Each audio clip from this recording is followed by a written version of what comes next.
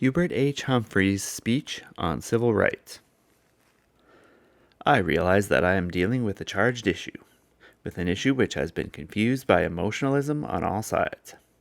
I realize that there are those here, friends and colleagues of mine, many of them, who feel as deeply as I do about this issue and who are yet in complete disagreement with me. My respect and admiration for these men and their views was great when I came here. It is now far greater because of the sincerity, the courtesy, and the forthrightness with which they have argued in our discussions.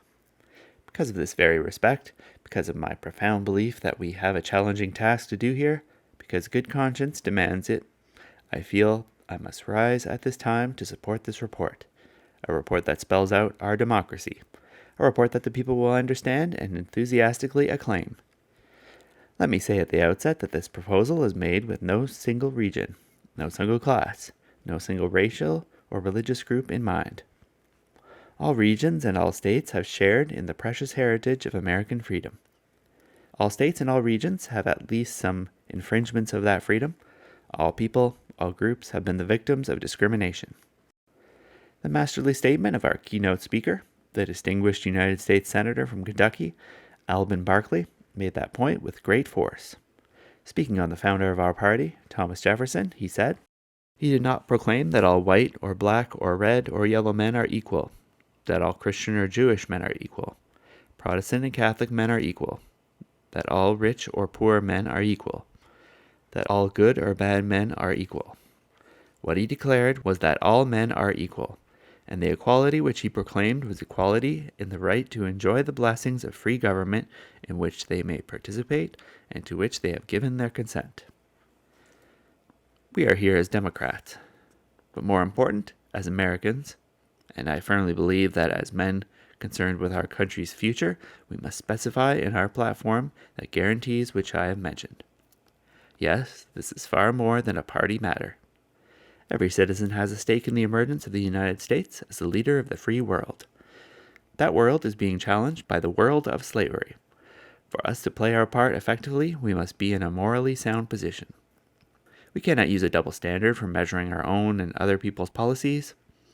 Our demands for democratic practices in other lands will be no more effective than the guarantees of those practiced in our own country. We are God-fearing men and women. We place our faith in the brotherhood of man under the fatherhood of God. I do not believe that there can be any compromise of the guarantees of civil rights which I have mentioned.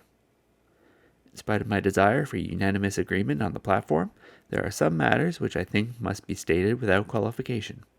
There can be no hedging, no watering down. There are those who say to you, we are rushing this issue of civil rights. I say we are 172 years late. There are those who say, this issue of civil rights is an infringement on states' rights. The time has arrived for the Democratic Party to get out of the shadow of states' rights and walk forthrightly into the bright sunshine of human rights. People, human beings, this is the issue of the 20th century. People, all kinds and all sorts of people, look to America for leadership, for help, for guidance. My friends, my fellow Democrats, I ask you for a calm consideration of our historic opportunity. Let us forget the evil passions, the blindness of the past. In these times of world economic, political, and spiritual, above all spiritual, crisis, we must not turn from the path so plainly before us. That path has already led us through many valleys of the shadow of death. Now is the time to recall those who were left on that path of American freedom. For all of us here, for the millions who have sent us, for the whole 2 billion members of the human family, our land is now, more than ever, the last best hope on earth. I know that we can, I know that we shall, begin here the fuller and richer realization of that hope.